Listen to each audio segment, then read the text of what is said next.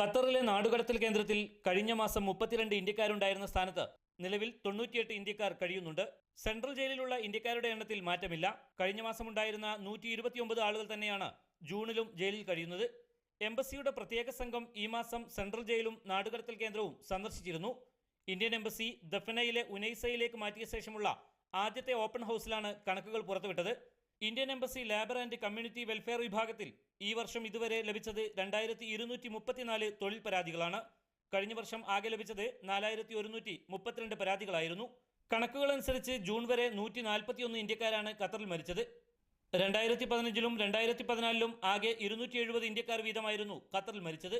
ഖത്തറി അധികൃതരുടെ നിർദ്ദേശപ്രകാരം കഴിഞ്ഞ മാസം 34 എമർജൻസി സർട്ടിഫിക്കറ്റുകൾ ഇഷ്യൂ ചെയ്തതായും അധികൃതർ അറിയിച്ചു. വിവിധ തൊഴിൽ പ്രശ്നങ്ങളിൽപ്പെട്ട 38 ഇന്ത്യക്കാർക്കാണ് ജൂണിൽ നാട്ടിലേക്ക് വിമാന ടിക്കറ്റുകൾ നൽകിയത്. Mujeeb Rahman, media 1, Doha.